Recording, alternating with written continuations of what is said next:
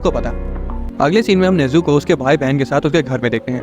अचानक से उन्हें उनके भाई किचाई की आवाज़ सुनाई देती है, जो कि उनके पापा पर चिल्ला रहा था कि वो घर छोड़कर जा रहा है। दूसरी तरफ रyu बाहर कपड़े सुखा रहा था और कोतारो चींटियों को देख रहा था। कोतारो चींटियों का पीछा करने लगता है, लेकिन कुछ दूर जाने के बाद वो अचानक से रुक जाता है। कोतारो वापस आता है और रyu की पैंट पकड़ लेता है और उसे खींच कर अपने साथ ले जाता है। रyu कहता है कि अगर तुम मुझे ऐसे ही खींच कर ले जाते गए तो मैं लड़खड़ा कर गिर जाऊंगा। उनके रुकते ही रyu देखता है कि एक लड़का झाड़ियों में फंसा हुआ है। वो अनजाने में उसे नेज़ू कह देता है, क्योंकि वो उसी की तरह दिख रहा था। तो वही कोतारो उसे चूहा कह देता है। किचाई झाड़ियों से बाहर आने की कोशिश कर रहा था, इसलिए रyu मदद के लिए अपना हाथ आगे बढ़ाता है, लेकिन किचाई उसके हाथ पर झटक देता है, ये कहते हुए कि उसे उसकी मदद की कोई जरूरत नहीं है। कोतारो तो ये देख के खौफ में आ जाता है, हालांकि रyu उसका सिर चलाते हुए कहता है कि मैं ठीक हूँ। रyu पूछता है कि क्या वो नेज़ू का भाई है, और लड़का अपना सिर हिलाता है। रyu बताता है कि तुम्हारा भाई नेज़ू और मैं सेम स्कूल में पढ़ते हैं। रyu पूछता है कि क्या घर में कुछ हुआ है, लेकिन किचाई शांत रहता है। उसके बाद रyu वापस से कपड़े सुखाने चला जाता है, ये कहते हुए कि अगर उससे बात करनी हो तो उसे बुला सकता है। रyu कोतारो को वहीं रुकने को कहता है और बाहर आकर नेज़ू को कॉल करने के बारे में सोचता है, लेकिन उसे याद आता है कि उसके पास तो नेज़ू का नंबर ही नहीं है। कोतारो किचाई को शांति से देख रहा होता, तभी अचानक से किचाई घबरा जाता है और कोतारो को वहां से तुरंत भागने को कहता है। तभी पीछे से किसी का हाथ कोतारो की ओर आने लगता है और वो लड़का कोतारो के गालों के साथ खेलने लगता है। हिनवाता और रyu झाड़ियों के पीछे से वहां आ जाते हैं और यागी की नाक से खून आने लगता है। हिनवाता गुस्से में यागी से कहती कि अगर उसने कोतारो को छूना बंद नहीं किया तो वो पुलिस बुला लेगी। दूसरी तरफ यागी उसके साथ मजाक करने लगता है कि अगर तुम्हें भी मेरे साथ खेलना है तो तुम्हें अपनी बारी का इंतजार करना पड़ेगा, जिससे हिनवाता और गुस्सा आ जाती है। कोतारो छिप जाता है और यागी अपनी नाक साफ करता है। रyu कहता है कि उसने ही यागी को बुलाया था क्योंकि उसके पास नेज़ू का नंबर नहीं था, हालांकि वो हिनवाता को वहां देखकर हैरान था। यागी बताता है कि नेज़ू को काम था, इसलिए वो उसकी जगह वहां आ गया और रास्ते में उसे हिनवाता मिल गई थी, इसलिए वो उसे भी साथ ले आया। हमें पता चलता है कि नेज़ू का परिवार गरीब है और उनके 8 बच्चे हैं। किचाई अपने भाई की तारीफ करता है और बताता है कि उसका भाई परिवार को फाइनेंशियली सपोर्ट करने के लिए बहुत मेहनत करता है और तो वो पढ़ाई में भी बहुत अच्छा है, और ये सुनकर वो सभी दंग रह जाते हैं। यागी किचाई का सिर चलाता है और कहता है कि तुम बहुत क्यूट हो। तो वही किचाई कहता है कि मुझे अकेला छोड़ दो। हिनवाता अपना पेशेंस खो देती है और कहती है कि किचाई तुम अपने भाई से बिल्कुल उल्टा एक बिगड़े हुए बच्चे हो। एक तरफ वो अपने परिवार के लिए इतनी मेहनत कर रहे तो वहीं दूसरी तरफ तुम अपना घर ही छोड़ के आ गए और दूसरों के लिए मुसीबत खड़ी कर दी। किचाई रोने लगता है और कहता है कि वो चाहता था कि वो अमीर हो ताकि वो अपने लिए वीडियो गेम्स खरीद सके। हिनवाता पूछती है कि क्या वो खाली वीडियो गेम्स के लिए अपना घर छोड़ाया, लेकिन रyu कहता है कि कोई और जरूरी बात जरूर रही होगी जिस वजह से वो अपना घर छोड़ाया। अचानक से उसका दूसरा भाई सुकीची वहां आ जाता है और कहता है कि बच्चों का भी हक बनता है कि उन्हें वो चीज मिले जिनकी उन्हें जरूरत है। सुकीची यागी की तरफ देखता है और कहता है कि ये ठरकी यहाँ क्या कर रहा है, और पूछता है कि तुमने मेरे भाई के साथ क्या किया। यागी कहता है कि मैंने तो सिर्फ उसका सिर चला था, जिस पर सुकीची कहता है कि ठरकी मेरे भाई को तो छू भी मत लेना। उसके बाद सुकीची समझाता है कि भले ही वीडियो गेम्स बड़ों के लिए इंपॉर्टेंट ना हो, लेकिन किचाई के लिए वो है, क्योंकि उसको छोड़ के उसके क्लास में सभी के पास है और उसका बेस्ट फ्रेंड उसे वो खरीदने के लिए प्रेशर करता है, ये जानने के बाद भी कि वो गरीब है। किचाई रोना जारी रखता है और कहता है कि वो अपने परिवार से बहुत प्यार करता है, लेकिन उसे गरीबी से सख्त नफरत है। यागी को याद आता है कि नेज़ू के साथ भी एलिमेंट्री स्कूल में कुछ ऐसा ही हुआ था, जब उसने नेज़ू को अपना गेम ऑफर किया था क्योंकि उसे पता था कि वो गरीब है। हालांकि नेज़ू ने उसे लेने से मना कर दिया था और कहा था कि अगर उसे वीडियो गेम चाहिए होगा तो वो खुद बना लेगा। ये पहली बार था जब यागी को लगा था कि कोई उससे भी ज्यादा कूल है। किचाई कहता है कि उसका भाई कूल तो है और सोचता है कि वो मेहनत भी बहुत करता है। उसके बाद वो रyu से उसको निकालने को कहता है और वो दोनों जमीन पर गिर जाते हैं। रyu उसे सहलाता है और पूछता है कि क्या तुम ठीक हो, और कोतारो भी उसे सहला देता है। यागी सुकीची को बाहर निकालता है और उसके साथ खेलने की कोशिश करता है, लेकिन सुकीची उसे लात मार देता है। उसके बाद दोनों भाई हिनवाता से कहते हैं कि वो अपने बड़े भाई की तरह बनने की कोशिश करेंगे। तभी बेल बजती है और नेज़ू वहां आ जाता है और अपने भाइयों के बर्ताव के लिए उन सभी से माफी मांगता है। रyu और हिनवाता को मिठाई का डिब्बा देता है और रyu उसे एक्सेप्ट कर लेता है, लेकिन हिनवाता सोचती है कि वो उसे मिठाई क्यों दे रहा है। किचाई अपने बड़े भाई से परेशानी खड़ी करने के लिए माफी मांगता है और नेज़ू उन्हें माफ कर देता है, क्योंकि उन्हें इससे कुछ सीखने को मिला। उसके बाद नेज़ू वो गेम किचाई को देता है जो उसे चाहिए था और सुकीची पूछता है कि क्या ये आपने खुद बनाया है, और नेज़ू यागी को घूरने लगता है। नेज़ू बताता है कि उसने वो गेम बनाया नहीं है, बल्कि अपनी कलीग की जॉब पर उसकी जगह कुछ समय के लिए काम किया था, जिस वजह से उसने वो गेम उसे सस्ते में दे दिया। उसके बाद वो कहता है कि मुझे नहीं पता कि इस बेवकूफ़ यागी ने तुम लोगों को क्या बताया, और उसके पैर पर लात मार देता है और बताता है कि जितना मैंने तुमसे कहा था उसका आधा तो झूठ था। वो किचाई से उस गेम को अपने भाइयों के साथ शेयर करने के लिए कहता है और उसका सिर चलाते हुए कहता है कि जाओ अब अपने दोस्तों के साथ मस्ती करो। रyu उनकी मदद करने के लिए हिनवाता को शुक्रिया कहता है और वो शर्माने लगती है। अगले दिन योशिदा बच्चों के साथ खेलते हुए रyu से बातें कर रहा होता है। रyu बताता है कि उसे लंच ब्रेक के वक्त केमिस्ट्री का असाइनमेंट बनाना है, इसलिए वो आज उन लोगों के साथ लंच नहीं कर पाएगा। बच्चे से गुड बाय कहते हैं और रyu कोतारो का सिर चला के क्लासरूम में वापस चला जाता है। लंच ब्रेक के वक्त योशिदा सभी बच्चों से लंच करने के लिए कहता है और देखता है कि रyu तो अपना लंच धोखे से वहीं भूल गया है। योशिदा सोच रहा होता है कि अगर वो अपना लंच लेने नहीं आया तो वो उसके लंच को खा लेगा। हालांकि कोतारो उसकी पैंट खींचता है और अपने हाथ फैला के खड़ा हो जाता है। योशिदा पूछते कि क्या तुम्हें अपने भाई का लंच उसको देने जाना है। कोतारो अपना सिर हिला के हाँ कहता है और बाकी बच्चे भी उसके साथ जाना चाहते थे। योशिदा कहता है कि लेकिन पहले तुम लोगों को अपना खाना खत्म करना होगा, और वो लोग अपना लंच देरी से खत्म करने लगते हैं। बाकी बच्चे खाने में बिजी होते हैं, तभी योशिदा चुपके से रyu का लंच बॉक्स कोतारो को पकड़ा देता है और उसे एक नेम टैग पहना देता है, ताकि अगर वो खो भी जाए तो कोई और बच्चा उसे रyu की क्लास तक पहुंचा दे। कोतारो अपना सिर हिलाता है और आराम से डे केयर से बाहर आ जाता है और रyu की क्लास की ओर जाने लगता है। योशिदा ने कोतारो को अकेले भेज तो दिया था, लेकिन अभी भी उसे उसकी चिंता हो रही थी। तभी बाहर उसे इनोई दिखता है और उसे एक आइडिया आता है। अचानक से इनोई के सामने एक फोटो आती है और वो शर्मा जाता है, क्योंकि वो और किसी की फोटो नहीं बल्कि मिदोरी की मम्मी की फोटो थी। वो उस फोटो को तुरंत पकड़ लेता है और तब उसे समझ आता है कि उसे फंसाया गया है। इस दौरान कोतारो हॉलवे में चल रहा होता है और स्टूडेंट्स उसे देखकर आपस में फुसफुसा रहे होते हैं कि बच्चा किसका है। दो लड़कियां उसके बारे में टीचर्स को बताने जाती हैं, लेकिन एक लड़का उन्हें मना कर देता है, ये कहते हुए कि वो शायद किसी को लंच देने जा रहा है। तभी कोतारो के सामने सीढ़ियां आ जाती है और वो रुक जाता है। स्टूडेंट्स उसकी हेल्प करने का ऑफर करते हैं, लेकिन वो उन्हें मना कर देता है, ये कहते हुए कि वो खुद चला जाएगा। बच्चे उसकी डिटर्मिनेशन की तारीफ करते हैं और उसे गुड लक कहकर वहाँ से चले जाते हैं। इनुई जो कि कोतारो को दूर से देख रहा होता है, इस बात से गुस्सा हो जाता है कि किसी भी बच्चे ने उसकी मदद नहीं करी। असल में इनुई वहाँ इसलिए था क्योंकि योशिदा ने उसे चुपके से कोतारो का ध्यान रखने के बदले वो फोटो देने का वादा किया था। उसके बाद इनुई देखता है कि कैसे कोतारो अपने नन्हे पैरों से सीढ़ियाँ चढ़ने की कोशिश कर रहा है। दूसरी तरफ रियो देखता है कि वो अपना लंच डे केयर में बुलाया। हयातो से पूछता है कि क्या हुआ, कि तभी युगी उसके सामने आ जाती है और उसे अपना लंच ऑफर करती है, ये बताते हुए कि वो डाइट पर है, जिस पर रियो कहता है कि डाइटिंग सेहत के लिए अच्छी नहीं होती। अब रियो तो युगी के इशारे समझ नहीं पा रहा था, लेकिन बाकी बच्चे सब समझ गए थे, इसलिए उनको रोमांटिक मोमेंट खराब करने के लिए अपने लंच में से थोड़ा थोड़ा लंच उसे दे देते हैं। हयातो सार्कास्टिकली बोलता है कि क्लास के लड़के तुमसे बहुत प्यार करते हैं। दूसरी तरफ डे केयर में सारे बच्चे आराम से सो जाते हैं और योशिदा रियो को फोन करके ये बताने जा रहा होता है कि कोतारो से लंच देने आ रहा है, लेकिन सोचता है कि रियो पढ़ा हुआ है, इसलिए शायद उसका फोन स्विच ऑफ होगा और वो आराम करने लगता है। इस दौरान इनुई कोतारो पर नजर रखे हुआ था, जो लगभग आधी सीढ़ियां चढ़ चुका था। जैसे ही कोतारो जीने पर मुड़ता है, तभी एक बच्चा धोखे से उसे लात मार देता है और लंच हवा में उड़ जाता है। कोतारो को लगा था कि अब सब कुछ बिगड़ जाएगा, कि तभी अचानक से इनुई सिर पर थैला पहने हुए उसके लंच को गिरने से बचा लेता है। वो दोबारा से लंच को उसमें रख देता है और कोतारो को पकड़ा देता है। वो वहाँ से जाने वाला होता है कि तभी कोतारो से रोक लेता है और उसे उसकी मदद करने के लिए शुक्रिया कहता है और इनुई शर्मा जाता है। कोतारो अपना काम जारी रखता है। इनुई उसके साथ रहने का फैसला करता है और उसके साथ साथ सीढ़ियाँ चढ़ता है। वो दूसरे स्टूडेंट्स को साइड चलने के लिए कहता है ताकि कोतारो ऊपर चढ़ सके। रियो अपना असाइनमेंट खत्म कर लेता है और आखिरकार कोतारो लंच बॉक्स को अपने सीने से लगाए हुए वहाँ तक पहुँच जाता है। रियो उसे देखकर हैरान हो जाता है और पूछते कि क्या तुम अकेले यहाँ तक लंच लेकर आए हो, और कोतारो अपना सिर हिलाता है। एक लड़का कहता है कि रियो अब और नहीं खा सकते क्योंकि उन्होंने उसे पहले ही बहुत सारा खाना दे दिया था। रियो उसकी बात सुन पाता उससे पहले ही है तो उस लड़के के मुंह में ब्रेड ठूस देता है। रियो कहता है कोतारो तुम्हारा शुक्रिया, मुझे सच में बहुत भूख लगी थी। वो उसे पकड़ लेता है और कहता है कि चलो साथ में खाते हैं। लड़के दोनों भाइयों के प्यार को देखकर इमोशनल हो जाते हैं। युकी की दोस्त लोग कहती है कि तुम्हारा असली कॉम्पिटिटर तो रियो का छोटा भाई है, जिससे सुनकर युकी शर्मा जाती है। रियो लंच बॉक्स खोलता है और देखता है कि पूरा खाना उलट पुलट हो चुका है।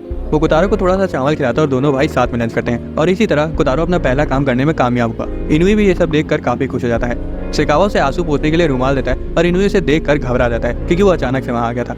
अगले दिन लड़की युकी से पूछती कि उसे रियो के बारे में पसंद क्या है। युकी पूरी लाल हो जाती है और कहती कि इतना तेज मत बोलो, सब सुन लेंगे। क्लास के बाकी लड़के सुन लेते हैं और अंदर अंदर जलने लगते हैं। लड़की कहती है चिंता मत करो, वो यहाँ नहीं है। युकी आखिरकार मान लेती कि वो रियो को पसंद करती है। एक लड़की कहती कि रियो इस तरह का लड़का है जिसे सभी पसंद करते हैं और तो और वो हैंडसम भी है। ये सुनकर युकी हैरान हो जाती है। एक और लड़की बताती कि रियो ने उसकी एक बार मदद भी करी थी। एक लड़की कहती कि या तो भी तो काफी हैंडसम है और दूसरी लड़की कहती कि हाँ वो तो क्लास का सबसे हॉट लड़का है। हालांकि वो कहती कि वो थोड़ा डरावना भी है। दूसरी लड़की कहती कि इसी वजह से तो वो इतना हॉट है। वो बच्चों की बेबी सिटिंग भी करता है, इसलिए वो दिल का भी अच्छा है। युकी सदमे में चली जाती है जब उसे पता चलता है कि रियो कितना ज्यादा पॉपुलर है। हालांकि लड़कियां उसे दिलासा देती हैं कि वो उसके और रियो के बीच में नहीं आएंगी। युकी शर्माने लगती है और कहती है कि तुम लोगों को मेरी वजह से पीछे हटने की जरूरत नहीं है। लड़कियां कहती कि तुम्हारा मेन कॉम्पिटिटर तो रियो का छोटा भाई है, अगर तुमने रियो को डेट कर भी लिया तब भी तुम कभी भी उसकी फर्स्ट प्रायोरिटी नहीं बन पाओगी। तभी एक लड़की कहती कि वो इनोमाटा के साथ काफी फ्रेंडली है, क्या वो उसे पसंद करता है। उसी वक्त इनोमाटा वहाँ से गुजर रही होती है। दूसरी लड़की कहती है अरे इनोमाटा को तो प्यार व्यार के बारे में कुछ नहीं पता, वो तो हमेशा किताबों में घुसी रहती है। इनोमाटा शायद ये सब सुन लेती है और उन्हें घूरने लगती है। अचानक रियो उसके सामने आ जाता है और वो शर्मा जाती है। वो गुस्से में लड़कियों को देखती है और कहती है कि अगर तुम्हें बात करनी है तो गेट बंद करके बात करो। इतना कहकर वो वहाँ से चली जाती है और लड़कियों से डायन कहने लगते हैं और रियो भी दंग रह जाता है। तभी वो नोटिस करता है कि उसने अभी तक एप्रन पहन रखा है। तो उसे पूछे कि आखिर तुम्हारा दिमाग कहाँ रहता है, तुम्हारे पीछे स्टिकर्स भी लगे हुए हैं। रियो को पता ही नहीं चला कि बच्चों ने उन्हें कब चिपका दिया। रियो शर्म से पूरा लाल हो जाता है और कहता है कि तुमने मुझे पहले क्यों नहीं बताया। लड़कियां कहती है कि वो तो बहुत क्यूट है और लड़कों को समझ नहीं आ रहा था कि आखिरकार लड़कियां किस तरह से लड़कों को रैंक करती हैं। इस दौरान बच्चे योशिदा पर स्टिकर चिपकाने में बिजी होते हैं। दूसरी तरफ इनोमाटा को लड़कियों पर चिल्लाकर पछतावा हो रहा था और वो सोच रही थी कि आखिर वो सच ही तो बोल रही थी कि उसे प्यार के बारे में कुछ नहीं पता, लेकिन उसने ऐसा इसलिए किया क्योंकि वो घबरा गई थी। जब भी वो रियो के करीब होती है तब हमेशा अपने आप घबरा जाती है, इसलिए वो बच्चों से भी मिलने नहीं जा पाती। उसे वैलेंटाइंस डे पर रियो का वो कॉम्प्लीमेंट याद आता है और उसका चेहरा टमाटर की तरह लाल हो जाता है। अचानक से उसे सुनाई देता है कि तुम्हारा चेहरा लाल है। वो पीछे मुड़ती है और कहती कि ऐसा कुछ नहीं है। डांट खाने के बाद किरण रोने लगती है। जब इनोमाटा अपनी ख्याली दुनिया से बाहर आती है तो पूछती है कि तुम लोग यहाँ क्या कर रहे हो और सोचती है कि आखिर बच्चों को इस तरह हॉल में गुम होने के लिए किसने छोड़ दिया। किरण कहती है कि वो गुम ही नहीं है, वो तो योशिदा के लिए एक नोट भी छोड़ कर आई है। दूसरी तरफ योशिदा को किरण की नोट का एक शब्द नहीं समझ आ रहा था और ताका पागलों की तरह कोतारो को ढूंढ रहा था। किरण कहती है कि वो उसके साथ खेलने आई है। इनोमाटा कहती है ये सुनकर मुझे खुशी हुई, लेकिन खेलने के लिए सही जगह नहीं है। किरण रोने वाला मुंह बना लेती है और पूछती है क्या तुम हमसे नफरत करने लगी हो क्योंकि तुम कभी हमारे साथ खेलने नहीं आती। इनोमाटा फिर से पूरी लाल हो जाती है और कहती है कि मैं इसलिए वहाँ नहीं आ सकती क्योंकि वहाँ पर कोई है, लेकिन वो इतना कहते ही खुद को रोक लेती है। किरण कहती कि क्या वो योशिदा या फिर हयातो के बारे में बात कर रही है। किरण को लगने लगता है कि शायद इनोमाटा रियो से नफरत करती है, जिसे जानकर कोतारो शॉक हो जाता है। वो इस बात से इनकार कर देती है, इसलिए किरण पूछती कि क्या उसे रियो पसंद है। वो इस बात से भी मुकर जाती है। किरण मान लेती है कि इनोमाटा रियो से नफरत करती है और दुखी कोतारो से कहती है कि तुम चिंता मत करो, मेरे पास इनोमाटा को रियो की अच्छी साइड दिखाने का एक दमदार प्लान है। उसका हाथ पकड़ लेती है और दौड़ने लगती है और इनोमाटा उनका पीछा करती है। इनोमाटा इन लोगों के साथ रियो के क्लासरूम के बाहर जाकर बैठ जाती है। किरण कोतारो से रियो की सबसे अच्छी साइड दिखाने को कहती है। कोतारो अपना सिर हिलाता है और क्लास का दरवाजा खोलता है। सभी स्टूडेंट्स उसकी तरफ देखने लगते हैं। उसके बाद वो रियू की तरफ जाता है और अपनी बाहें फैलाता है। रियू उसे उठा लेता है और गले लगा लेता है। लड़कियां देखकर और करने लगती हैं। रियू पूछता है कि वो यहाँ क्या कर रहा है। इस दौरान किरण इनुमाता को दिखाती है कि रियू सबका कितना ख्याल रखता है। इनुमाता मान लेती है कि वो दूसरों का ख्याल रखता है, लेकिन कमेंट करती है कि वो चीजों में कुछ ज्यादा इंडल्ज हो जाता है। किरण कहती है कि मुझे समझ में आ गया है कि तुम्हें सख्त मर्द पसंद है। किरण दौड़कर रियू के पास जाती है और कहती है कि मुझे मारो, नहीं तो मैं बदतमीजी करने लगूंगी। ये सुनते ही हयातो से तुरंत तमाचा जड़ देता है। वो जोर जोर से रोने लगती है और रियू से शांत कराता है। रियू हयातो से कहता है कि अरे मारने से पहले उसकी पूरी बात तो सुन लेते। हयातो कहता है कि मैंने सुन लिया था, इसीलिए मैंने इसे मारा। किरण रियू से कहती है कि तुमको मुझे मारना चाहिए था ताकि इनुमाता फिर से तुमसे बात करने लगे। उसी वक्त इनुमाता अंदर आ जाती है और कहती है कि बस बहुत हुआ, ये सब एक गलत फहमी है, मैं रियू से नफरत नहीं करती। किरण पूछती है कि क्या इसका मतलब ये हुआ कि तुम्हें वो पसंद है। इनुमाता शर्माने लगती है और कहती है कि नहीं, वो नहीं करती, और गुस्से में वहां से चली जाती है। रियू इनुमाता से रुकने को कहता है और किरण को हयातो को पकड़कर उसके पीछे चला जाता है, क्योंकि ये सब देखकर हैरान थी। रियू इनुमाता का हाथ पकड़ लेता है और क्लास के सभी बच्चों को ये सब देखकर बहुत मजे आ रहे थे। वो मुस्कुराता है और उसे बताता है कि तुम्हारे स्कर्ट पर स्टिकर लगा है, और वो एक सुअर का स्टिकर था। रियू कहता है कि बच्चों ने मेरी पैंट पर भी इसे चिपका दिया था और मुझे बहुत शर्म आ रही थी। किरण फक्र के साथ बताती है कि वो स्टिकर मैंने लगाया था। क्लास के बच्चे सोचने लगते कि रियू शायद सच में थोड़ा बेवकूफ सा है। इनुमाता चली जाती है और उसे किरण की रियू को पसंद करने वाली बात याद आने लगती है। वो खुद से कहती है कि वो रियू से बहुत नफरत करती है, हालांकि उसका चेहरा कुछ और ही कह रहा था। किरण रियू से कहती है कि मुझे पता है कि तुम अच्छे लड़के हो, इसलिए तुम्हें दुखी होने की कोई जरूरत नहीं है। ये सीधा पूछे कि और मैं कैसा हूँ, जिसमें किरण जवाब देती है कि तुम तो बहुत बुरे हो। अगली सुबह कोतारो रियू की साफ सफाई में मदद कर रहा था, तभी कोसुके ताकुमा के साथ डे केयर में आ जाता है। ताकुमा कोसुके का चश्मा ले लेता है और रियू से पूछता है कि काजुमा कहाँ है। ताकुमा बताता है कि उसे बुखार है। दूसरी तरफ घर पर काजुमा बिस्तर पर लेटा होता है और ताकुमा चिल्ला रहा होता है। उसकी मम्मी उसे सहलाती है और कहती है कि तुम्हें आराम करना चाहिए, लेकिन उससे पहले ये दवा पी लो, ये मीठी भी है और इससे तुम ठीक भी हो जाओगे। काजुमा ना चाहते हुए भी उसे पी लेता है और उसकी मम्मी उसके लिए ताली बजाती है। रियू कोसुके से कहता है कि आज ताकुमा और काजुमा साथ नहीं है, इसलिए हो सकता है कि वो दोनों अकेलापन महसूस करें। लेकिन ताकुमा तो मजे में होता है और कहता है कि देखो कोतारा चश्मा पहनकर बिल्कुल हीरो लग रहा है। कोसुके रोने लगता है और कहता है कि ताकुमा अपने अकेलेपन को छिपाने के लिए मुस्कुरा रहा है। रियू सोचता है कि ताकुमा को देखने से ऐसा बिल्कुल नहीं लग रहा है कि उसे जरा सा भी अकेलापन महसूस हो रहा है। यूसेदा पीछे से आता है और 100 येन की शर्ट लगाता है कि ताकुमा काजुमा के बिना अभी बिल्कुल ठीक रहेगा। वो ताकुमा से पूछते हैं कि क्या उसे काजुमा के बिना अकेला लग रहा है। वो थोड़ा सा मुस्कुराता है और कहता है कि मैं बिल्कुल ठीक हूँ। ताकुमा सबको बताता है कि उसने अपने मम्मी से वादा किया है कि वो मजे करेगा ताकि काजुमा जल्दी ठीक हो जाए। कोसुके ताकुमा की बहादुरी को देखकर हैरान हो जाता है। यूसेदा कहता है कि मैं शर्ट जीत गया, अब लाओ मेरे 100 येन। कोसुके उसे इसकी जगह 500 येन का गिफ्ट कार्ड देता है। लालची यूसेदा कोसुके से उस पर अपना ऑटोग्राफ भी करने को कहता है और सोचता है कि उसे बेचकर वो और पैसे बना सकता है। कोसुके उसे अपना ऑटोग्राफ देने के लिए खुश हो जाता है और दूसरी तरफ ताकुमा कोतारो के चेहरे पर अपना सिग्नेचर कर देता है। कोसुके उन्हें बताता है कि शायद ताकुमा काजुमा के वहाँ ना होने की वजह से थोड़ी देर बाद अकेला महसूस करने लगेगा। वो ताकुमा को गुड बाय करने के लिए नीचे बैठ जाता है और तभी हयातो ताकुमा को लेकर वहाँ आ जाता है। ताकुमा डिस्ट्रैक्ट हो जाता है और कोतारो को लेकर हयातो के पास भाग जाता है। कोसुके रोने लगता है कि ताकुमा उससे ज्यादा हयातो को पसंद करता है। बाद में ताकुमा को कोतारो का हाथ पकड़ते हुए देखकर ताका गुस्सा आ जाता है और कोतारो को अपनी तरफ खींचने लगता है। वो दोनों कोतारो को अपनी तरफ खींचना शुरू कर देते हैं। रियू उन्हें रोकने की कोशिश करता है और कहता है कि ये कोई रस्साकसी का खेल नहीं है। हयातो ताका को मुक्का जड़ देता है और ताका रोने लगता है, ये कहते हुए कि वो कोतारो का बेस्ट फ्रेंड है। किरण पूछती है कि काजुमा कहाँ है और ताकुमा बताता है कि उसे बुखार है, इसलिए वो घर पर है। ये जानने के बाद कि काजुमा को बुखार है, ताका ताकुमा के पास जाता है और उसका हाथ पकड़ते हुए कहता है कि मैं उसके बुखार को हरा दूंगा। ताकुमा कहता है कि मैं भी वही करूंगा और बाकी बच्चे भी उन्हें ज्वाइन कर लेते हैं। वो यूसेदा के पास दौड़ कर जाते हैं और उस पर हमला कर देते हैं। यूसेदा रियू से मदद मांगता है, लेकिन रियू कहता है कि माफ करना, मैं मदद नहीं कर सकता, मुझे क्लास के लिए निकलना है। यूसेदा जमीन पर गिर जाता है और कहता है कि अच्छा ठीक है, तुम लोग मुझे मार सकते हो, और बच्चे उसे कमजोर बुलाने लगते हैं। क्लास जाते वक्त रियू सोचता है कि भले ही ताकुमा अभी खेल कूद में बिजी है, लेकिन क्या काजुमा के बिना वो ठीक रहेगा। हयातो कहता है कि शायद काजुमा को बुखार की वजह से दिक्कत हो रही होगी क्योंकि उसका भाई भी उसके साथ नहीं है। रियू कहता है कि हाँ ये तो है, और सोचता है कि काजुमा अभी ताकुमा के बिना रो रहा होगा और उसका नाम चिल्ला रहा होगा। रियू सोचता है कि जुड़वा होने के बावजूद दोनों की पर्सनैलिटी एक दूसरे से बिल्कुल उल्टी है। क्लास में वो उनके बारे में सोचते हुए फुसफुसा रहा होता है कि उन्हें एक दूसरे से अलग नहीं होना चाहिए, जिसे यूकी सुन लेती है और सोचती है कि वो किससे ना अलग होने के बारे में सोच रहा है। डे केयर में सभी बच्चे सो रहे होते हैं, ताकुमा की आंखें खुल जाती हैं। वो अपने बगल में कुछ ढूंढता है और ताका का मोजा निकाल लेता है। उसका मोजा पकड़े हुए उसे काजुमा की याद आने लगती है और वो उसे ढूंढने लगता है। ताका धोखे से कोतारो को पैर मार देता है और वो जाग जाता है। वो उठता है और देखता है कि ताकुमा बाहर जा रहा है। दूसरी तरफ रियू को ताकुमा की चिंता हो रही थी, इसलिए वो डे केयर वापस आ रहा था। हालांकि रास्ते में अचानक से कोतारो को देखकर वो लड़खड़ा कर गिर जाता है। कोतारो उसकी ओर भागता है और उसे गले लगा लेता है। उसके बाद वो बताता है कि ताकुमा उधर गया है। स्कूल गेट पर 2 लड़कियां ताकुमा और एक बिल्ली को देखती हैं और उन्हें आवाज लगाती हैं। रियू उसके पास आता है और पूछता है कि तुम यहाँ क्या कर रहे हो। ताकुमा रियू से पूछता है कि काजुमा की हालत अब कैसी है। रियू जवाब देता है कि मुझे नहीं पता, लेकिन उसकी हालत पहले से काफी ठीक हो गई होगी। ताकुमा दुखी हो जाता है और नीचे देखने लगता है। कोतारो गेट की तरफ देखता है जहाँ ताकुमा की मम्मी काजुमा को लिए खड़ी थी और कह रही थी कि अब उसका बुखार उतर गया है और वो ताकुमा को लेने आई है। काजुमा रोते हुए ताकुमा के पास जाने को कहता है। ताकुमा भी नीचे बैठ जाता है और रोने लगता है। काजुमा और भी ज्यादा रोने लगता है और उनकी मम्मी दोनों बच्चों को शांत कराती हैं। वो कहती है कि काजुमा इसलिए ठीक हो पाया क्योंकि ताकुमा उसके सामने दुखी होने के बावजूद भी रोया नहीं। उनका रोना सुनकर यूसेदा भी बच्चों के साथ बाहर आ जाता है। वो देखता है कि ये सीन हर बार से बिल्कुल उल्टा है क्योंकि ताकुमा रो रहा है और काजुमा हंस रहा है। उसके बाद वो दोनों बाय बोलते हैं और वहाँ से चले जाते हैं। रियू का मानना था कि दोनों जुड़वा भाई एक दूसरे के साथ ज्यादा अच्छे लगते हैं। बाद में कोसुके ताकुमा को लेने आता है, लेकिन यूसेदा बताता है कि वो तो पहले ही चला गया। अगले दिन र्यू को अपने लॉकर में एक लेटर मिलता है। उसका एक क्लासमेट आता है और पूछता है कि क्या एक लव लेटर है, और चीखने चिल्लाने लगता है। यूकी की दोस्त ये सब सुन लेती है और पूछती है कि क्या तुमने वो रखा था, लेकिन वो मना कर देती है।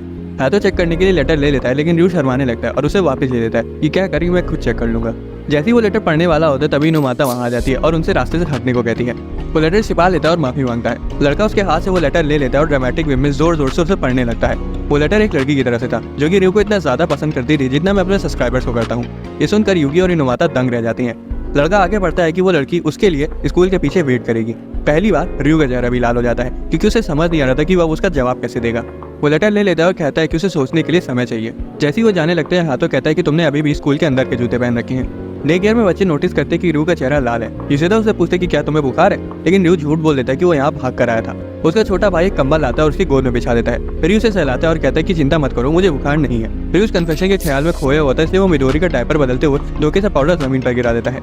यह नहीं, वो तो पिक्चर बुक को उल्टा पकड़ा होता है और किरण को उसे याद दिलाना पड़ता है कि उसने बुक उल्टी पकड़ रखी है। हयातो भी उसे याद दिलाता है कि वो एक बार फिर अपने जूते बदलना भूल गया। डिनर के वक्त सेकावा खाना पकड़े हुए र्यू को कांग्रेचुलेट करता है। इतना सारा खाना देखकर चेयरमैन पूछती कि क्या आज कुछ खास है। सेकावा बताता है कि र्यू को आज उसका पहला लव लेटर मिला है। र्यू हड़बड़ाने लगता है और कहता है कि अरे ऐसा कुछ नहीं है, और तुरंत सब्जेक्ट बदलकर खाने की तारीफ करने लगता है। दूसरी तरफ कोतारो को कुछ समझ नहीं आ रहा था। बाद में जब कोतारो स्टोरी बुक सेलेक्ट कर रहा था तब भी र्यू उस लव लेटर के बारे में सोच रहा था। कोतारो से बुक पढ़ने के लिए देता है और नोटिस करता है कि र्यू अभी भी अपने ख्यालों में खोया हुआ है। अचानक र्यू कोतारो की तरफ मुड़ता है और पूछता है कि क्या उसने पढ़ने के लिए कोई सी बुक सेलेक्ट करी। कोतारो बुक को पीछे छुपा लेता है और मना करने लगता है। उसके पास जाता है और अपना हाथ फैलाते हुए कहता है कि आज उसे स्टोरी सुने बिना ही सोना है। र्यू से बिस्तर पर लिटा देता है और वो धीरे धीरे अपनी आंखें बंद कर लेता है। अगली सुबह र्यू स्कूल जाते वक्त भी उस लेटर के बारे में ही सोच रहा था। कोतारो अपने भाई को देखता है और फिर एक संतरे के पेड़ को देखता है। वो र्यू का हाथ छोड़ देता है और भाग जाता है। उसी वक्त नुमाता भी स्कूल जा रही थी, खुद को कन्विंस करते हुए कि वो सिर्फ पढ़ने के लिए जल्दी निकली है और ये मानना नहीं चाहती थी कि वो र्यू की जासूसी करेगी। यूकी भी इसी वजह से जल्दी निकली थी क्योंकि वो भी जानना चाहती थी कि र्यू उस लेटर वाली लड़की से क्या बोलेगा। नुमाता और यूकी रास्ते में मिल जाती हैं। हालांकि वो कुछ बोल पाती उससे पहले ही र्यू अचानक से नुमाता का हाथ पकड़ लेता है और उनसे पूछता है कि क्या उन्होंने उसके छोटे भाई कोतारो को कहीं देखा। वो कहीं खो गया है क्योंकि उसने धोखे से उसका हाथ छोड़ दिया था। नुमाता कहती है कि उसने कोतारो को नहीं देखा, इसलिए र्यू बिना देरी किए कोतारो को ढूंढने चला जाता है। नुमाता उसे रोकती है और कहती है कि उसके भाई को ढूंढने में वो उसकी मदद करेगी। यूकी भी उसकी मदद करने का ऑफर करती है। उन्हें कोतारो कहीं नहीं मिलता और र्यू घबराने लगता है। तभी उसे हयातो की आवाज आती है जो उसे बुला रहा था। वो उड़ता है और देखता है कि कोतारो उसके पास एक संतरा पकड़े खड़ा हुआ है। हयातो बताता है कि वो उसके लिए संतरा लेने किसी के बगीचे में घुस गया था। कोतारो उस फल को नींबू बोलने लगता है जो कि वो र्यू का बुखार ठीक करने के लिए लाया था। र्यू को याद आता है कि जब वो बीमार था तब कैसे उसके छोटे भाई ने उसके लिए नींबू से दवा बनाई थी। तब उसे समझ आता है कि कोतारो इसी वजह से उसकी देखभाल कर रहा था क्योंकि उसे लग रहा था कि वो बीमार है। र्यू इमोशनल हो जाता है क्योंकि उसके छोटे भाई को उसकी चिंता हो रही थी। वो नीचे बैठ जाता है और कोतारो का हाथ पकड़कर रोने लगता है। बाद में र्यू लेटर वाली लड़की को रिजेक्ट करने के लिए उससे माफी मांगता है। लड़की भी दुखी हो जाती है और उसके रिजेक्शन को एक्सेप्ट करके वहाँ से चली जाती है। हयातो जिसने उनकी बातें सुन रही थी र्यू से पूछता है कि वो उस लड़की में इंटरेस्टेड तो लग रहा था, फिर उसने उसे रिजेक्ट क्यों कर दिया। वो कहता है कि कोतारो फिलहाल उसकी टॉप प्रायोरिटी है। दूसरी तरफ डे केयर में यूशिदा कोतारो को बता रहा था कि बुद्धू वो संतरा है, लेकिन कोतारो कहता है कि नहीं, ये नींबू ही है। इधर यूकी और नुमाता में र्यू की जासूसी करने के लिए झाड़ियों में छिपी हुई थी। उन्हें जानकर अंदर से राहत मिलती है कि र्यू ने उस लड़की के प्रपोजल को एक्सेप्ट नहीं किया। उसके बाद यूकी नुमाता को मारिया चान कहकर बुलाती है और नुमाता शर्मा जाती है और कहती है कि मुझे मेरे पहले नाम से मत बुलाओ, मुझे शर्म आती है। अगले सीन में सेकावा को किसी का कॉल आता है और जब वो फोन उठाता है तो दूसरी तरफ कोई जोर जोर से सांसें ले रहा था। हयातो ताका को मुक्का जड़ देता है और कहता है कि समय मत बर्बाद करो, अपना नाम बताओ। ताका रोने लगता है और कहता है कि फोन की दूसरी तरफ र्यू नहीं है और हयातो से भीख मांगता है कि र्यू और कोतारो को बुलाओ। वो फोन ले लेता है और र्यू के बारे में पूछता है। र्यू कोतारो को पकड़े हुए फोन उठाता है। ताका अपने भाई से बोलता है कि लाओ मुझे बात करने दो, लेकिन हयातो उसे इग्नोर कर देता है और र्यू से पूछता है कि क्या तुम शाम को फ्री हो। र्यू कहता है कि हाँ वो फ्री है। उसके बाद र्यू कोतारो को फोन दे देता है और दूसरी तरफ ताका भी फोन उठाकर कोतारो से पहली बार बात करने के लिए बहुत एक्साइटेड था। वो तेजी से कोतारो को उसके साथ समर फेस्टिवल में चलने के लिए पूछता है और तभी उन्हें किसी चीज के ठुकने की आवाज आती है। असल में कोतारो ने धोखे से फोन में अपना सिर दे दिया था। र्यू चेयरवुमन से फेस्टिवल अटेंड करने की परमिशन मांगता है और चेयरवुमन उसे वहां जाने की परमिशन दे देती है। हालांकि उसे वहां की घपलेबाज दुकान वालों से बच के रहने को कहती है। सेकावा ने फेस्टिवल में पहनने के लिए उकाता देता है। फेस्टिवल में ताका जो कि उकाता पहने हुआ था घूमने के लिए बहुत एक्साइटेड था और अपनी खिलौने वाली तलवार को हिला रहा था। हयातो से तलवार ना हिलाने को कहता है और चुपचाप खड़े रहने को बोलता है। तभी र्यू वहां जाता है और पूछता है कि क्या तुम बहुत देर से इंतजार कर रहे थे, देरी से आने के लिए मुझे माफ करना। हयातो कहता है कि वो तो ठीक है, लेकिन ये बताओ इस उकाता को पहनने में तुमको कितने घंटे लगे। र्यू बताता है कि सेकावा और चेयरवुमन ने उसे पहनने को कहा था, इसलिए वो उन्हें मना नहीं कर पाया। ताका कोतारो का हाथ पकड़ लेता है और फेस्टिवल की दुकान की तरफ भागने लगता है। र्यू कहता है कि ऐसे मत भागो, गुम हो जाओगे। तो वहीं हयातो कहता है कि लगता है कि ताका को थोड़ी तमीज सिखानी पड़ेगी। कोतारो को एक कॉटन कैंडी पसंद आ जाती है और वो बहुत ध्यान से उसे बनते हुए देखने लगता है। ताका अपनी कॉटन कैंडी तुरंत खा जाता है, लेकिन कोतारो से बचा के रखना चाहता था। फिर उसे बताता भी है कि वो कुछ ही देर में पिघल जाएगी, लेकिन फिर भी वो नहीं मानता। तभी ताका को एक दुकान दिखती है जहाँ बहुत सारे खिलौने कई सारे धागों से बंधे हुए थे और तो उसमें उसका पसंदीदा खिलौना हीरो ट्रांसफॉर्मेशन बेल्ट भी थी। दुकान वाला उन्हें एक बार अपनी किस्मत आजमाने को कहता है, लेकिन र्यू और हयातो उन्हें वहां से ले जाते हैं। वो कुछ अच्छा खाने का फैसला करते हैं, लेकिन ताका को वही गेम खेलना था। वो उसे बताते कि वो दागी खिलौने से जुड़े ही नहीं है। ताका रोने लगता है और कहता है कि मुझे वहीं ले चलो। तभी एक गोल्डफिश की दुकान में बैठा यूसेदा रियो और हयातो को हाय कहता है। रियो पूछता है कि तुम यहाँ क्या कर रहे हो, और यूसेदा समझाता है कि वो अपने पड़ोसियों के स्टॉल पर पार्ट टाइम जॉब कर रहा है। उसके बाद वो पूछता है कि ताका रो क्यों रहा है, और ताका कहता है कि मुझे वो लॉटरी वाला गेम खेलना है। यूसेदा ताका और कोतारो को खुश करने के लिए एक गोल्डफिश कैचर देता है, लेकिन पैसे भी मांगता है। हालांकि वो उन्हें डिस्काउंट दे देगा। हयातो कहता है कि मैंने तुमसे बड़ा लाला आदमी नहीं देखा। ताका को अभी भी वही धागे खींचने थे और वो जिद करने लगता है। इसलिए हयातो कहता है कि चुप रहो, नहीं तो मैं तुम्हें इस यूसेदा के पास ही छोड़ दूंगा। तभी कोतारो उससे उसकी तलवार के बारे में पूछता है। वो पहले कोतारो की तरफ देखता है और फिर यूसेदा की ओर, जो कहता है कि मेरी तरफ मत देखो, मैंने कुछ नहीं लिया। रियो भी कहता है कि मेरे पास नहीं है, जिससे ताका को रियलाइज होता है कि उसने अपनी तलवार कहीं खो दी है। वो जोर जोर से रोने लगता है और आसपास के लोग उन्हें देखने लगते हैं, इसलिए हाथों उसके सिर पर टपली बना देता है। रियो ताका को शांत करता है और कहता है कि चिंता मत करो, हम तुम्हारी तलवार ढूंढ लेंगे। हयातो सजेस्ट करता है कि रियो और कोतारो फेस्टिवल एंजॉय करे और वो ताका के साथ मिलकर तलवार ढूंढ लेगा। रियो कहता है कि मैं जेन्युइनली ताका की मदद करना चाहता हूँ, जिस पर हयातो एकदम शांत रहता है। रियो को लगने लगता है कि हयातो उसे अपना भाई भी मानता है। हयातो कहता है कि अगर ये मेरा भाई ना होता तो मैं इससे बात भी ना करता। ये सुनकर ताका फिर से रोने लगता है। वो तलवार ढूंढने में जुट जाते हैं और रियो कहता है कि हमें उस कॉटन कैंडी वाले के पास जाके पूछना चाहिए। ताका अभी भी रोए जा रहा था और दुकान वाला उनसे लॉस्ट एंड फाउंड स्टॉल में जाकर चेक करने को कहता है। लॉस्ट एंड फाउंड स्टॉल में उन्हें यागी मिलता है, जिसे कई सारी लड़कियों ने घेर रखा था। रियो यागी को ताका की खोई हुई तलवार के बारे में बताता है। यागी ताका को रोते हुए देखता है, जिससे उसकी नाक से खून आने लगता है। रियो को उसकी चिंता होने लगती है, लेकिन यागी का दोस्त नेजू कहता है कि चिंता करने की कोई जरूरत नहीं, यागी के साथ यह हमेशा होता है। उन्हें तलवार के लिए बॉक्स को चेक करने को कहता है, हालांकि उसमें भी उन्हें उसकी तलवार नहीं मिलती। ताका बहुत दुखी हो जाता है कि उसकी तलवार खो गई। हयातो कहता है कि वो काफी देर से उसकी तलवार ढूंढ रहे हैं और अब उन्हें रुक जाना चाहिए। ताका हारी मानने से मना कर देता है, इसलिए हयातो कहता है कि जाओ जाके खुद ढूंढ लो। रियो दखल देते हुए कहता है कि तुम्हें अपने छोटे भाई के साथ इतनी सख्ती से पेश नहीं आना चाहिए, लेकिन हयातो कहता है कि तुम चुप रहो। वो ताका को दो चॉइसेस देता है, या तो वो खुद से तलवार ढूंढ ले या फिर उसके साथ लॉटरी वाला गेम खेले। हयातो से रियो को उसकी तलवार ढूंढने में मदद करने के लिए शुक्रिया कहने को भी याद दिलाता है। ताका आखिरी बार अपनी तलवार को अलविदा कहकर हारी मान लेता है। उसके बाद वो लॉटरी वाला गेम खेलने जाते हैं। ताका सोचता है कि उसे कौन सा धागा खींचना चाहिए और हयातो कहता है कि जो भी धागा खींचते हैं जल्दी खींचो। रियो कहता है कि जल्दीबाजी मत करो, उसको अपना समय लेने दो। अचानक से कोतारो एक धागा खींच लेता है और ताका की तलवार उससे निकल आती है। वो अपनी तलवार वापस पाकर फूला नहीं समा रहा था। हयातो दुकान वाले की गुद्दी पकड़ लेता है और दुकान वाला ताका की तलवार चुराने के लिए माफी मांगता है और अपॉलॉजी के लिए उन्हें एक गेम भी देता है, जिसे वो चेयर वुमेन को तोहफे के तौर पर दे देते हैं। और कोतारो अपनी पिचकी हुई कॉटन कैंडी को देखकर दुखी हो जाता है। अगले दिन वो सभी बीच पर जाते हैं। मिडोरी, ताका और ताकुमा तो पूरे मजे कर रहे थे, तो वहीं किरिन और काजुमा रो रहे थे और अभी तक सदमे में थे। रियो उनकी देखभाल कर रहा था। यूसेदा आता है और कहता है कि ये लो, इनके तो अभी से दो ग्रुप बन गए। रियो कहता है कि मुझे नहीं लग रहा था कि तुम्हारा समुद्र में तैरने का कोई इरादा होगा।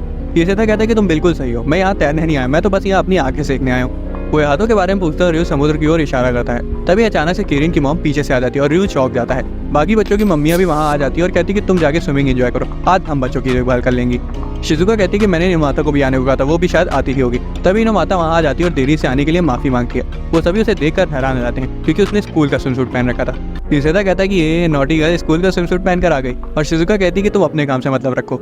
युगारी उसे बताती है कि लड़कियों को हमेशा अच्छा दिखना चाहिए, और यायो कहती है कि हाँ ये तो है। इसलिए शिजुका कहती है कि चलो तुम्हारे लिए एक स्विम सूट ले लिया जाए। युगारी कहती है कि ये हमारी तरफ से बच्चों के लिए खाना बनाने का एक तोहफा है। इनोमाता मना करने की कोशिश करती है, लेकिन नहीं कर पाती। यूसेदा कमेंट करता है कि ऐसी सिचुएशन तुम मना कर भी नहीं सकती। बाद में जब बच्चे भुट्टा खा रहे होते तब यूसेदा रियो से कहता है कि तुम तैरने क्यों नहीं चले जाते। रियो कहता है कि कोतारो को शायद समुद्र से थोड़ा डर लगता है, इसलिए मैं फिलहाल उसी के साथ यहाँ रहूंगा। यूसेदा कहता है इसमें इतना डरने वाली क्या बात है। वो चेक करने के लिए काजुमा को पानी में रखता है और वो तुरंत रोने लगता है। रियो कोतारो को अपनी गोदी में लिए पानी में चला जाता है। ये सोचते कि शायद बच्चों को पानी में बह जाने का डर लगता है। वो कमर तक के पानी में जाता है ताकि कोतारो को कुछ न हो और उसे दिखाने की कोशिश करता है कि समुद्र उतना डरावना नहीं है जितना वो सोच रहा है। सभी बच्चे उन्हें देखकर हैरान थे। अचानक से एक बड़ी सी लहर आती है और रियो पानी में डूबने लगता है। हालांकि वो कोतारो को पानी के ऊपर पकड़े हुआ था, इससे कोतारो और भी ज्यादा डर जाता है। बीच पर रियो खांसते खांसते कोतारो को समझा रहा था कि पानी से उसे कोई खतरा नहीं है। यूसेदा कहते हैं कि तुम जिस हालत में हो उसे देखकर बच्चे तुम्हारी बात बिल्कुल नहीं मानने वाले। बच्चे रियो को चिढ़ाने लगते कि वो खुद तो डूब गया और हमें बता रहा है कि समुद्र डरावना नहीं है। रियो सजेस्ट करता है कि अच्छा ठीक है, चलो हम रेत में खेलते हैं। जुड़वा भाई एक बड़ा सा रेत का किला बनाते हैं। ताका गड्ढा खोदने लगता है और यूसेदा कहता है कि आराम से खोदो, मेरे मुंह पर मिट्टी आ रही है। कोतारो भी रेत का किला बनाते हैं और रियो खुश था कि बच्चे मजे करें। हालांकि तभी एक बड़ी सी लहर आती है और सारी रेत बह जाती है, जिस वजह से ताका जोर जोर से रोने लगता है। मम्मियाँ बच्चों के लिए कुछ पीने को लाती हैं और ताकुमा और काजुमा उसे पाकर खुश हो जाते हैं। ताका भी रोना बंद कर देता और कोतारो अपने ग्लास को देखते जा रहा था, तो वही ताका गटागट सारा एक बार में पी जाता है। रियो भी एक गिलास ले लेता है और कोतारो से कहता है कि चलो साथ मिलकर पीते हैं। अचानक से हाटो वहाँ आ जाता है और डर के मारे कोतारो अपना ग्लास धोखे से नीचे गिरा देता है। हाटो से माफी मांगने के लिए सीवीड देता है। शिजुका उसकी टपली बजाती है और पूछती है कि कोतारो उसका क्या करेगा।